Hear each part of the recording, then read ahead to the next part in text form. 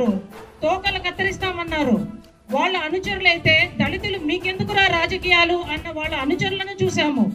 ఈ రోజున అదే మన జగనన్న అయితే నా ఎస్సీలు, నా ఎస్టీలు, నా బీసీలు, నా మైనారిటీలు అని హక్కులు చేర్చుకునే జగనన్న పాలనకు నిదర్శనం. ఈ వేదిక మీద ఉన్న ప్రతి ఒక్కరూ ఈ పాలనకు నిదర్శనం.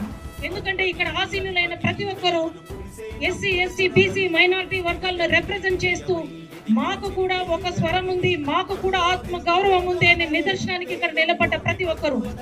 కాబట్టి ఈ రోజు ఈ సిచ్యువేషన్ ని ఒక పండుగలాగా మనం జరుపుకుంటున్నాము. జగనన్న 2019లో అధికారంలోకి వచ్చి రాగానే 5 ఉప ముఖ్యమంత్రి పదవులు ఇస్తే ఎస్సీ, ఎస్టీ, బీసీ, మైనారిటీలకు ఇచ్చారు. ఇది ఒకటే కాకుండా 25 మంత్రి పదవులు ఇస్తే అందులో 17 ఎస్సీ, ఎస్టీ, బీసీ, మైనారిటీలకు ఇచ్చారు. ఇది ఒకటే కాకుండా నామినేటెడ్ పదవులు, నామినేటెడ్ వర్గంలో ప్రతి దాంట్లో కూడా ఈ నిష్పత్తిని పాటించిన ఒకే ఒక నాయకుడు, ఒకే ఒక ముఖ్యమంత్రి మన జగన్మోహన్ రెడ్డి సార్. స్వాతంత్రం వచ్చిన టైంలో ఆ రోజున్న దేశ పరిస్థితులను చూసి ఈ అణగారిన వర్గాలంతా అభివృద్ధి చెందాలని డాక్టర్ బిఆర్ అంబేద్కర్ గారు, జ్యోతిరావు పూలే, ఇంకా గొప్ప గొప్ప గాంధీ గారు, సంఘ సంస్కర్తలు ఏదైతే కలలు కన్నారో స్వాతంత్రం వచ్చాక ఇన్నేళ్లకు అది నిజ రూపం దాల్చిందన్నది ఎటువంటి అతిశయోక్తి లేదు.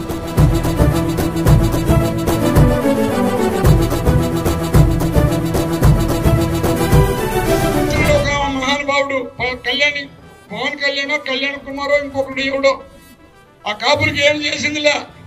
సినిమాలో యాక్ట్ చేస్తే ఎట్ట ప్యాకేజ్ వస్తుందో చంద్రబాబు ప్యాకేజీకి ఆశపడి ఆ కాపుల్ని నాశనం చేసిన చంద్రబాబు ఎప్పుడైనా కాపులు ఉప ముఖ్యమంత్రి ఒకరిని చేసి ఉండొచ్చు, కానీ కాపులకి నవరత్నాలు ఇచ్చే కార్యక్రమాలు చేశాడా? కాపులకి అమ్మఒడి చేశాడా? కాపుల్లో ముద్రగడ పైన కేసులు పెట్టి ఈయన మా పవన్ కళ్యాణ్ ఏమైనా మాట్లాడినాడా? మళ్ళీ అక్కడికి పోయినాడు, బీజేపీతో కలిసాడు. మళ్ళీ ఇక్కడికి వచ్చారు ఈ మహానుభావులంతా కలిసి జగనన్న పోవాలా. ఎందుకు పోవాలంటే దానికి జవాబు లేదు. అభివృద్ధి చేయలేదని అదంతా మేము చెప్పలేదయ్యా. మా శాతిగాడి బిడ్డలకి ఇంగ్లీష్ మీడియం చేస్తున్నారు, నా శాతిగాడి బిడ్డలు ఇల్లు కట్టుకునే కార్యక్రమాలు చేస్తున్నారు, నా శాతిగాడి బిడ్డలు కూడా తల ఎత్తుకుని తిరిగేటట్టు చేశాడు. అందువల్ల అతను పోవాలి. జగనన్న పోవాలంటే ఈ పథకాలు పోవాలని ఆలోచించే వాళ్ళు ఖచ్చితంగా రేపు ఏదైనా పొరపాటుగా చేస్తే వాళ్ళు ఈ పథకాలంతా నాశనం చేస్తారు. ఆంధ్రప్రదేశ్ లో అభివృద్ధి పొందే ప్రతి ఒక్కరు, బెనిఫిట్ పొందే ప్రతి ఒక్కరు కూడా డబ్బులకు అమ్ముడు పోరు చంద్రబాబు నాయుడు. మరి ఎస్సీ, ఎస్టీ, బీసీ, మైనారిటీలు ఒకప్పుడు బీసీలు మీ దగ్గర ఉన్నా ఈరోజు బీసీలు ఎన్ బ్లాక్ గా జగనంతా ఉండరు.